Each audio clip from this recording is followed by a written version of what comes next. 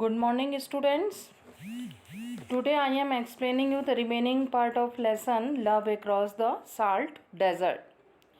Page number 32, last three line. But his daughter Fatima was a hur. परंतु उसकी जो बेटी थी, किसकी? काले शाह की बेटी फातिमा हूर थी. विद आईज सो ब्राइट, उसकी आंखें बहुत ही चमकदार थीं. That they would have lit up the darkness of the underworld, मतलब वह अंधेरे में भी चमकती थी. She was taken by this quite pleasant young man so ready with his smile. वह चुपचाप नाजाब को देखकर बड़ी प्रसन्न होती थी और मुस्कुराती थी. But she could hardly elicit a word out of him, परंतु वह बड़ी कठिनाई से एलिसिट किसी भी शब्द का उच्चारण उसके आगे करती थी. Fatima had been under pressure to get engage to someone in the village. Fatima अपने परिवार के दबाव में थी और उसकी एंगेजमेंट हो चुकी थी गांव में ही उस व्यक्ति से known for his slurred speech. ऐसे लड़के से हुई थी जो कि जाना जाता था. स्लर्ड स्पीच मतलब वह बोलने में हकलाता था. And grotesque stammer. Just my luck run into mutes, कि मेरा जो भाग्य है वे भी क्या हो गया? म्यूट, बिल्कुल चुप हो गया.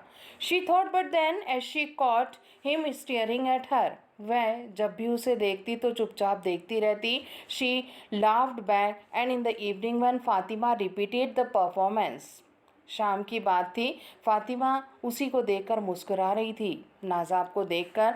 And her face flooded with excitement, उसके चेहरे पर उत्तेजना थी. As if she dared him to take the next step, जैसे वो साहस कर रही थी कि अब वह अगला कदम उठाए. He had flung his arms around her in a reckless dizzy moment. Najab ने अपने हाथों को उसके गर्दन पर डाला. Yes he would come again, और उसने उससे प्रॉमिस किया कि अब जब भी वे आएगा दोबारा. ही टोल्ड हर, जरूर आएगा वो. And saw her start with disbelief, for he seem to have answered her inarticulated question. ऐसा लग रहा था वह उसके इस प्रश्न का कोई उत्तर दे. वुड ही कम अगेन, क्या वो वापस आएगा? This time he would come alone with no father और अंकल. इस समय जब भी वो वापस आएगा दोबारा, ना तो अपने पिता के साथ आएगा और ना ही अंकल जामन के साथ.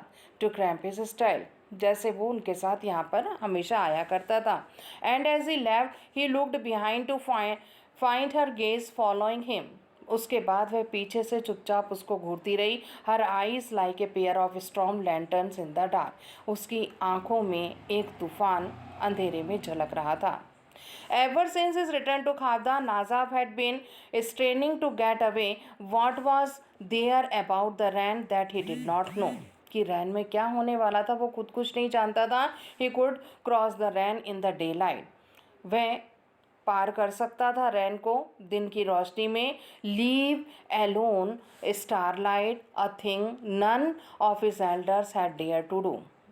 वह अकेला वहाँ से निकला. इससे पहले उसके घर के किसी बड़े ने साहस नहीं किया वहाँ से अकेले निकलने का. एंड वन मॉर्निंग, और एक दिन सुबह, Aftab woken up by a shout from जामन.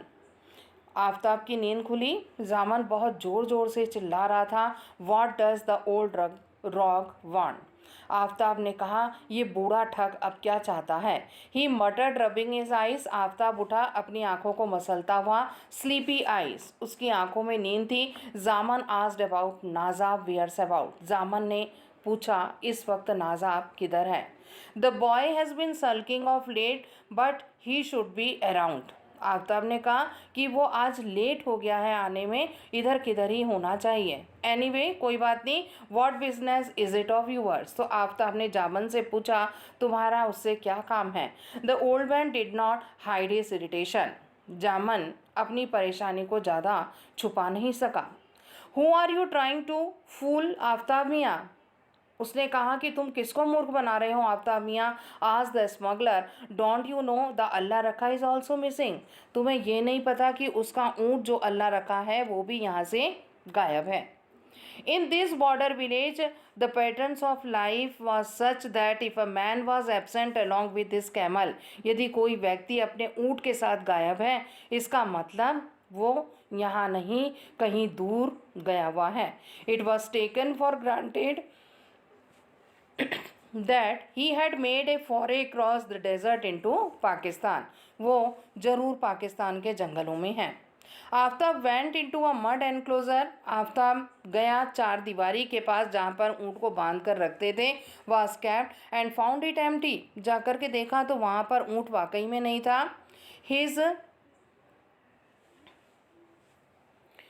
Heart sank. उसका दिल डूबा जा रहा था. He ran into the house to see if the bundle of tendu leaf he had bought had been taken by the boy. कि उसको लगा कि जो तेंदू की पत्तियों का बंडल वो लेकर आया था वो उस लड़के के द्वारा ले जाया गया.